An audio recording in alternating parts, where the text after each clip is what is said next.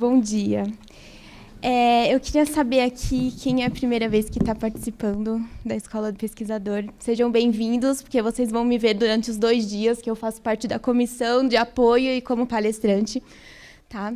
Bom, eu e a Ana Paula, a gente dá esse treinamento, mas nunca com uma turma tão grande, então a gente ficou um pouco nervosa, assim, porque a gente sempre conhece bem a nossa turma, nossas apresentações são sempre ao vivo, né, direto no sistema, mas como a gente tem controle de hora, a gente montou uns slides para ser um pouquinho mais formal, né, para não passar do tempo, e a gente vai tentar passar informações sobre o ORCID, como algumas pessoas chamam, em Portugal, na Espanha, aqui no Brasil, ou ORCID, por alguns palestrantes, né, no exterior, ou, como eu prefiro chamar, ORCID.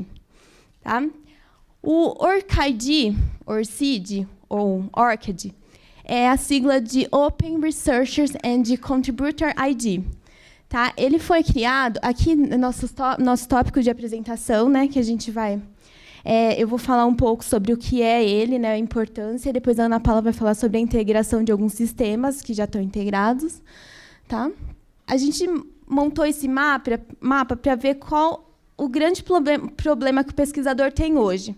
Quando a gente vai pesquisar, por exemplo, para um Pereira, Pereira tem aqui no Brasil, em Portugal, na África, entre outros países. Isso é uma grande dificuldade para fazer a recuperação das publicações de um pesquisador.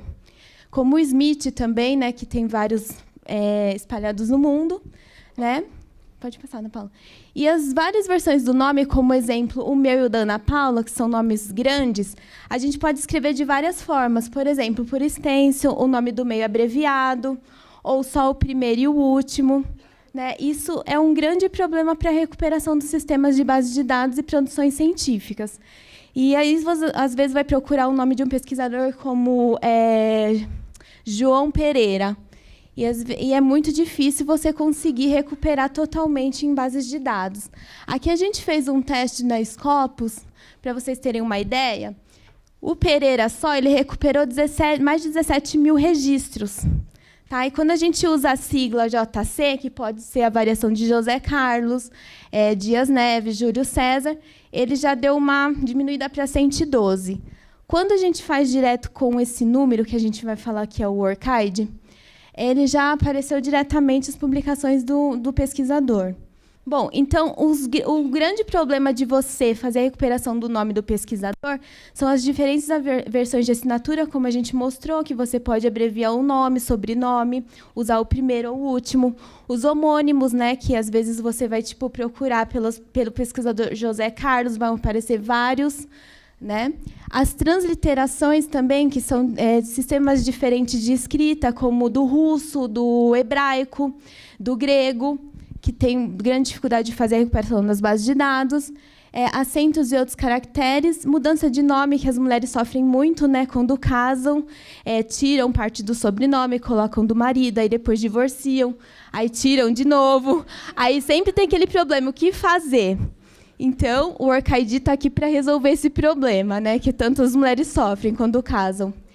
E os vários sobrenomes, né, porque às vezes tem gente que tem muitos sobrenomes e tem formas diferentes de escrita.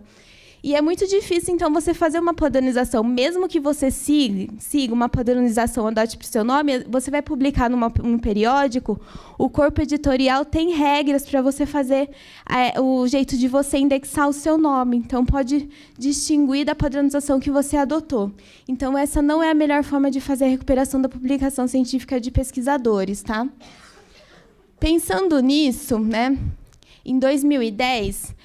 organizações ligadas à pesquisa, como laboratórios, universidades, órgãos de fomento, editoras científicas, se uniram para criar uma entidade sem fins lucrativos chamada ORCID. E tem vários membros de todos os países, né? E justamente para criar um identificador persistente e único que vai acompanhar o pesquisador por toda a vida dele, tá? Toda a vida científica. E aí a gente faz um grande problema que a gente tem dos stakeholders, né? Que você tem que ter vários cadastros, né? E eles não se retroalimentam, não tem interoperabilidade, o que dificulta, às vezes, para você padronizar e congregar todas as informações.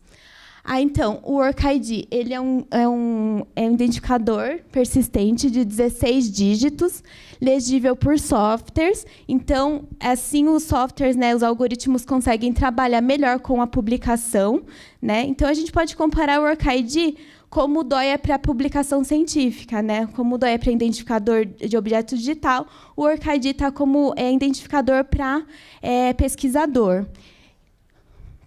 Bom, então ele funciona como uma espécie de RG para o pesquisador, ele é único, né? Proporciona, então, a desambiguação e impõe exclusividade e integra os fluxos de dados que depois a gente vai mostrar que são fundamentais na produção científica. Bom, então a gente entrou dentro do site de OrcID e a gente viu algumas atualizações, já tem mais de 1.000 membros, né, que são no mundo. Então, como é uma entidade sem fins lucrativos, os membros que são afiliados, eles pagam uma taxa anual para a manutenção dessa entidade. Entre elas estão as universidades como Harvard. Aqui no Brasil, as únicas que estão é a USP, Unicamp e Unesp. Tá? Vários grupos editoriais, como a Elsevier, a Analytic Clarivate. E, no Brasil, são 13 membros afiliados, como a CONFAP, que é um órgão de fomento, a FAPESP, o CNPq, a CAPES, que ela se vinculou em 2017, o Cielo e BICT, entre outros, como hospitais, como o Albert Einstein, e outros que eu não lembro. Depois dá para verificar lá dentro do site. Aí a gente montou um gráfico, está mostrando um gráficozinho que a gente tirou do sistema, né? Que a maioria são instituições de pesquisa que fazem parte, né? Seguida por editores. Aí, dentre as várias regiões do mundo, estão a Europa em primeiro lugar, em segundo os Estados Unidos, com a maior quantidade de gente, de membros vinculados ao OrcID. Bom, então, qual que é a grande utilidade do OrcID, além de possibilitar ser um identificador digital para o pesquisador? Hoje, pesquisadores têm que preencher várias plataformas, como o Lattes, dentro, por exemplo, a USP, que tem os vários sistemas, outros identificadores digitais, como o Research ID, o Scopus ID, o Google ID, entre outras. O OrcID, ele vai permitir que haja interoperabilidade entre os sistemas, ou seja, o sistema USP, por exemplo, vai vincular os bancos de dados com o OrcID e tudo que for alimentado dentro dos bancos de dados da USP automaticamente alimentará o OrcID e vice-versa, assim, a partir do momento que você vincula.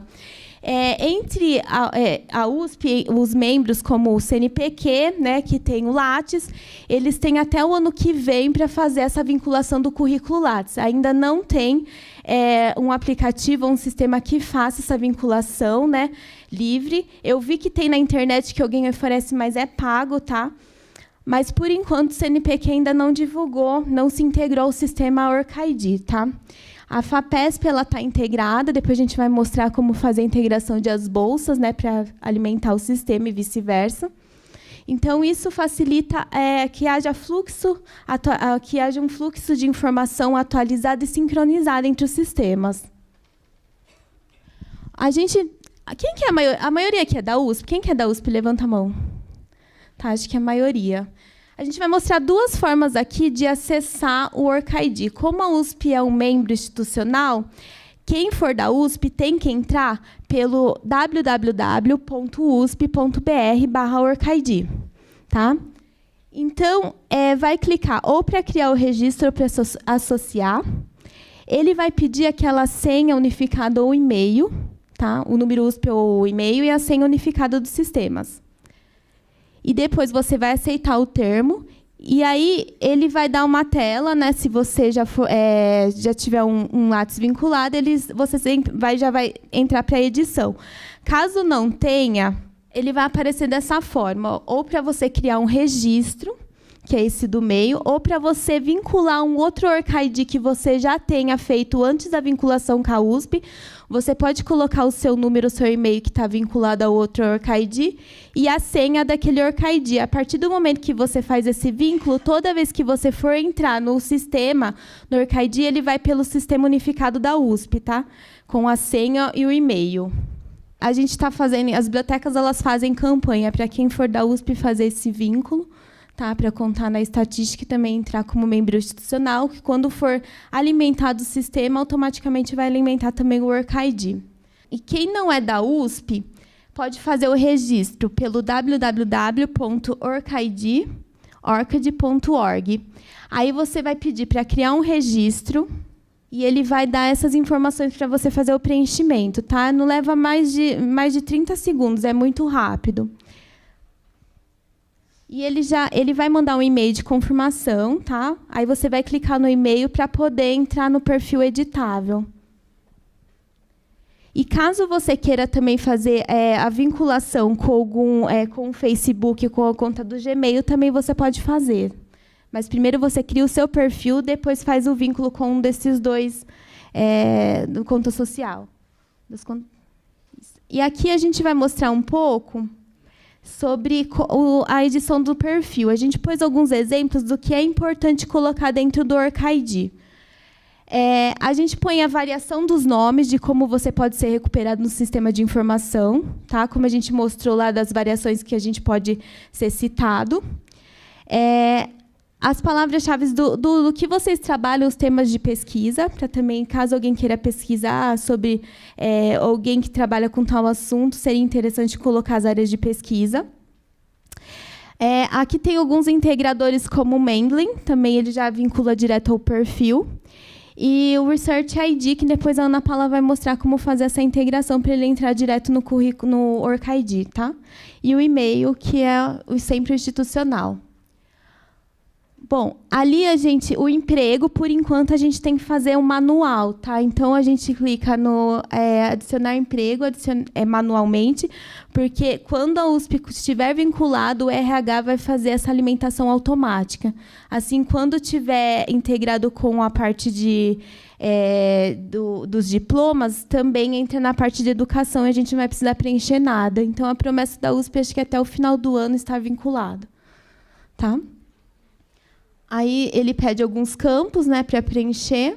Aí de educação também, você pode colocar o doutorado, mestrado, etc.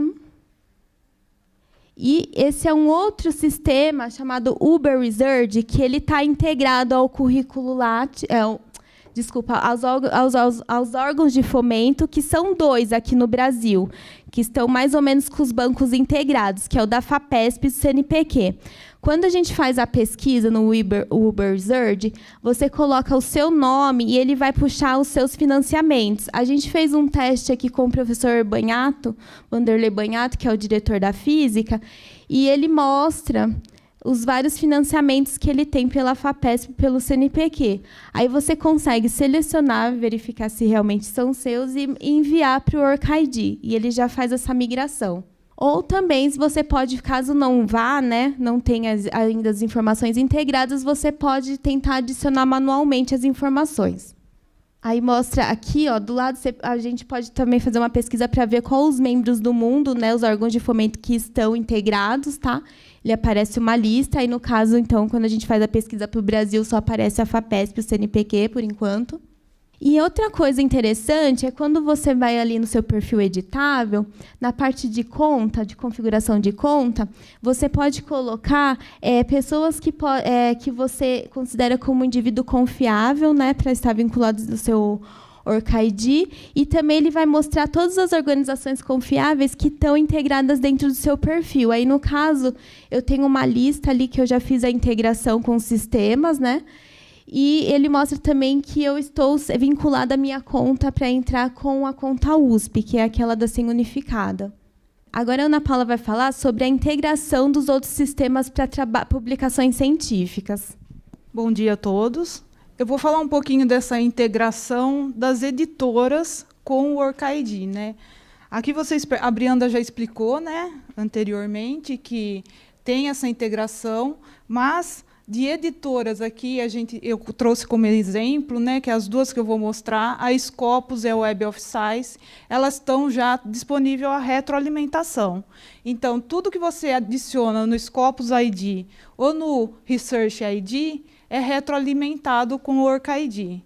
Agora, aqui o Google Acadêmico, o Archive, não. Você tem que salvar as informações que estão presentes nessas plataformas e enviar para o Archive. Então, nem tudo é retroalimentado, né? Nem toda a interoperabilidade está feita aí dentro do OrcID. Não são todas as plataformas que têm isso disponível. Então, primeiro, lá, quando você entra nos trabalhos, né, você vai começar a adicionar seus trabalhos aqui. Você abre a abinha. A primeira que ele aparece, isso atualizou agora, né? Nos outros treinamentos que nós demos, eram menos opções aqui de integração, mas você vai adicionar seu Archive ID. O que é isso? É uma plataforma de e-prints, né? A maioria da área de exatas que a pessoa tem. Então, se você tem registro dentro do Archive ID, você pega esse número que está aqui, você vai digitar ele aqui. Quando você der aqui para adicionar esse trabalho, ele vai aparecer os metadados do trabalho, que nem está aqui. Você lê os metadados, vê se está correto, e, no final, você coloca lá, adicionar manualmente, né? Adicionar a minha lista de trabalhos. Você tem que fazer um por um. Não tem como você integrar todos os trabalhos que estão dentro do Archive ID aqui. Então, você pega o número e vai. É a mesma coisa para o DOI. É que ali eu não coloquei. Aqui o DOI é a mesma coisa. Você tem um trabalho você tem o número DOI do seu trabalho, você digita o DOI aqui e analisa as informações dos metadados e dá um inserir o trabalho. Então, é sempre assim. O único que você vai conseguir levar vários trabalhos ao mesmo tempo vai ser do Google, da Scopus e do Research ID, que eu vou mostrar depois. O PubMed também é a mesma forma aí, então, de integração. Você vem aqui em PubMed, eu tenho um trabalho dentro dessa plataforma, está disponível. Eu tenho um número, eu adiciono o número, abro aqui e insiro. Automaticamente, quando você coloca ele dentro da sua lista, ele vai aparecer aqui. Não é porque você colocou que você não pode editar. Sempre quando você vê um lapisinho, né, aqui no OrcID, se você vê esse lápis aqui, é o campo editável. Então, você pode abrir e ainda editar seu arquivo manualmente. Não é porque você trouxe que a informação vai ficar fechada. E também, às vezes, quando a gente puxa de diversas bases, de diversos bancos, acaba tendo uma duplicação de documentos. O meu Google ID e o meu Research ID estão com os mesmos documentos e eu fiz essa integração. Eu chego aqui na minha tela, eu vou ter vários trabalhos repetidos. Então, eu posso também ir excluindo o que for repetido na hora. Se você quis puxar tudo de uma vez, é mais fácil excluir aqui, porque você não perde publicação se você fizer desse jeito. E tem o pesquisar e conectar, que daí já é uma outra forma. Você vai conseguir essa retroalimentação, né, que você entra na base e você consegue fazer tanto pelo Research ID quanto pela Scopus, que são as duas que eu vou mostrar, mas são outras bases de dados também que estão aqui, que você pode utilizar. A Brianda mostrou ali no perfil dela, né, que ela tem já. Tudo que você fizer aqui, quando você entrar lá nas organizações confiáveis, como a Brianda mostrou, vai aparecer lá que é uma organização confiável sua. Então, vai estar vinculado ao seu OrcID. Então, o Research ID é um identificador da Clarivate Analytics, né? É um sistema único de identificação de autores. Surgiu até antes aí do OrcID. Agora está tendo um pouquinho de problema na hora da gente fazer a integração, porque ele passou há pouco tempo para a plataforma Publius. Então, agora, você não acha mais o Research ID ali dentro da Web of Science. Eu não sei se alguém já entrou para ver. Antigamente ficava, né, o link lá em cima. Agora, você tem que clicar no Publius para conseguir achar seu identificador, seu Research ID. Então, ele vai permitir toda essa padronização de erros dentro da Web of Science. Então, ele percebe quando você tem os seus nomes repetidos, aí ele já faz todo esse trabalho. Então, se você já tinha um Research ID, você consegue integrar e levar os documentos para o OrcID. Então, como que eu faço a importação, né? Eu vou clicar no Research ID, ele vai pedir para eu autorizar, se for a primeira vez que eu fiz. Se eu nunca integrei esses dados do Research ID, eu autorizo. Automaticamente, ele vai mandar você para Publius. E você vai ter que colocar seu login e sua senha, se você tem um login e uma senha da Web of Science. Você sempre tem que ter um login e senha. Então, quem não tem, crie o login e a senha para poder fazer essa integração. E agora você tem que ir lá em permissões, dentro da Publius, aqui, quando você abre, tem esses filtros aqui, você vai em permissões, e ele vai estar aqui, que vai perguntar para você se você quer que integra, né, que você permite que o ORCID integre seus trabalhos e também o seu perfil. Então, você pode deixar todas essas informações integradas. Por quê? Porque se você tem um trabalho que está na Web of Science, que foi indexado, que está no seu Research ID, entrou no seu Research ID, automaticamente ele vai para o ORCID, se você deixar integrado. Você não precisa ficar buscando o seu trabalho e fazendo esse trabalho várias vezes, porque isso já está integrado. E a mesma coisa acontece aí com o Scopus ID, né? Que também é da Scopus. A diferença do Scopus ID não é que nem o Research ID, mesmo eu não tendo trabalho publicado na Web of Science, eu crio uma conta do Publius e eu tenho o meu Research ID. Posso colocar meus trabalhos que não estão indexados na Web of Science. Agora, a Scopus não. A Scopus ID é um número que dá apenas para trabalhos de autores publicados dentro da Scopus. Eu não consigo ter um perfil. A partir do momento que eu tenho uma publicação dentro da Scopus, indexada lá, que salva, que você tem seu nome, aí você cria seu Scopus ID. Então, eu não consigo fazer integração desse, porque eu não tenho nenhuma publicação da Scopus, mas eu trouxe um exemplo aqui. Mas ela também integra. Então, se você tem esse perfil, você automaticamente entrou um trabalho na Scopus, o trabalho passa a fazer parte do ORCID. Então, também você vem aqui em Scopus, aqui com o ORCID, autoriza, se for a primeira vez em que você está fazendo o acesso. Depois ele não vai pedir mais isso. Também você não vai precisar, né? Porque está integrado. Então, eu fiz aqui uma simulação com o autor, né, com o Eduardo Santana, que eu sei que ele tem. Então, logo que eu clico lá, ele vai abrir para você buscar seu nome. Ele vai deixar seu nome digitado aqui, para você só começar a pesquisa. Como eu sabia que eu não tinha nenhum, eu quis mostrar para vocês eu troquei o nome aqui.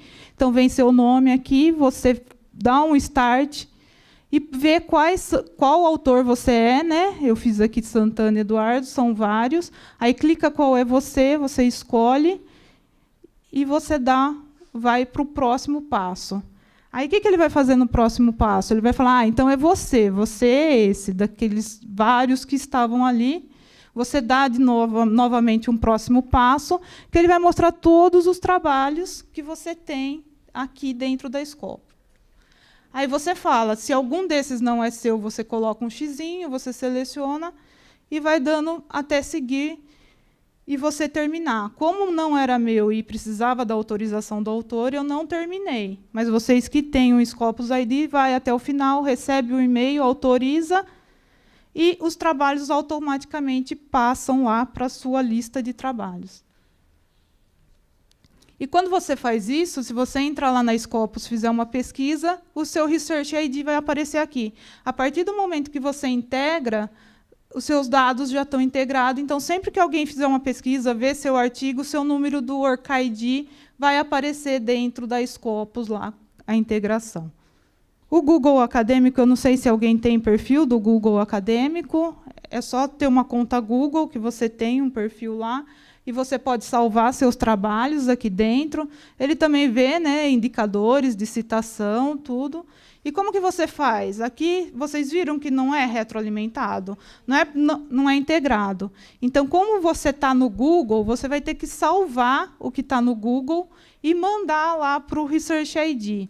Não é que nem a gente fez para o ORCID, não para o Research ID. Então, você tem que vir aqui no Google, é uma via só, não tem integração.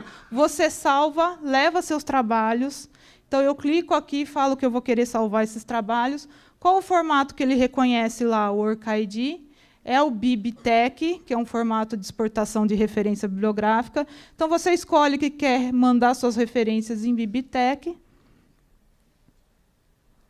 Salva essas referências em bib, aqui, .bib. Não pode esquecer de colocar o .bib, porque às vezes a gente não olha e ele acaba salvando como TXT. E você vai lá no ORCID, quando você vai abrir no ORCID, ele dá erro. Então, eu volto aqui no meu ORCID, conectar trabalhos BibTeX, eu venho aqui em arquivo, Vou lá, escolho o arquivo que eu acabei de salvar e dou um abrir. Automaticamente, os trabalhos vão aparecer aqui. Mas não vai ter retroalimentação. Não é porque está no Google que vai se retroalimentar. Esse trabalho sempre, de você vir aqui na base, pegar os trabalhos e salvar. Então, você sempre tem que estar olhando. Tem um trabalho novo meu aqui no Google Acadêmico que não está em nenhuma base, não está indexado na Scopus, não está indexado, mas aparece no Google, eu tenho que levar ele manualmente para o OrcID. Então, você vê, aqui ele dá um tempinho ainda também para você ver, né, se vai querer ou não. Aqui você adiciona o trabalho, você salva ele, ou você exclui, ou você fala salvar tudo. Deu um salvar tudo, automaticamente seus trabalhos já também vão estar presentes dentro do seu OrcID. E um trabalho que eu tenho, que é um capítulo de livro que não é indexado, que não está na rede, não tem DOI, não tem no Research ID, não está em lugar nenhum. Como que eu posso inserir no meu OrcID esse trabalho? Eu tenho que entrar ele manualmente. Então, se eu clico em fazer o login aqui manualmente, eu vou e adiciono todos os metadados, né? Eu cadastro meu trabalho aqui, vou colocando todas as informações. Tem também campo para você colocar o link, né, do trabalho. No final, você dá lá um adicionar à lista, que automaticamente o trabalho vai estar aqui. São essas as formas de integração aí de trabalho dentro. Você pode também aqui, são vários botõezinhos que estão aqui, né? Você pode também exportar os seus trabalhos. Se você colocou todos os trabalhos aqui e tem um gerenciador de referência, alguma coisa, você pode clicar aqui em exportar, também mandar esse trabalho para outro lugar. Você pode editar em lote, depois que já está tudo aqui, você pode clicar em edição de lote, você fala se quer que esses trabalhos apareça para todo mundo, se algum trabalho você quer que fique restrito, que apareça só para você. Então, tem todas essas formas de opções aqui também de editável dentro da aba Trabalhos. Eu acho que é isso. E o classificar aqui, você classifica seus trabalhos, tanto por ano quanto por importância, relevância, é um classificar normal. Então, eu acho que são essas as opções de integração, por enquanto. Aquelas bases que estão lá são as bases que têm essa interoperabilidade. Você fez esse cadastro e você vinculou, automaticamente as informações vão de um para outro. Mas algumas informações ainda estão apenas numa via, como a Brianda falou. A USP está também desenvolvendo, aí tentando mandar nossos dados de educação direto, né, para o OrcID, mas, por enquanto, eu sei que parece trabalhoso, né? O Eduardo acabou de apresentar o Lattes, eu vou ter que fazer meu trabalho duplicado. Eu vou lá, perco maior tempo preenchendo meu Lattes. Aí eu venho aqui, sento e começo a preencher meu OrcID. É porque é um início, e o Brasil, eu não sei, no gráfico ali que a Brianda passou rapidamente, dá para ver que a América Latina ainda são poucas organizações que participam dessa integração. Então, a gente está engatinhando aí, mas quando tiver tudo integrado, a FAPESP, todo mundo integrando as informações, a América Latina está aqui com 3% só de participação. Então, é um trabalho que vai dar certo, sim. E quando tiver correto, aí, quando tiver tudo integrado, você não vai ter que fazer mais nada. A sua instituição vai alimentar seu OrcID, as agências de fomento vão alimentar e você vai só analisar, né, ver se está correto. Você vai ter que entrar, vai ter que analisar, é seu currículo, é sua página, é o seu identificador. Mas agora, nesse início, perca um pouquinho de tempo, entra lá, cadastra, vincula com a USP. Se tiver alguma dúvida, procure a gente aqui. Eu, a Brianda, nós estamos na biblioteca. Eu fico no campus 2, a Brianda está aqui no campus 1, mas todas as bibliotecas da USP têm um bibliotecário para ajudar vocês nessa parte. Então, comecem a ativar seus OrcID, porque muitas agências também estão pedindo, né? Para pós-graduação já está pedindo, né? FAPESP, os órgãos de fomento pedem que você tenha seu número OrcID. A maioria das revistas também, né? A maioria das editoras, né? Acho que a maioria pública aqui já está pedindo o OrcID. Então, vocês não vão ser mais reconhecidos pelo nome, mas sim pelo número, para fazer a recuperação. Ana Paula e Brianda, um aplauso para elas.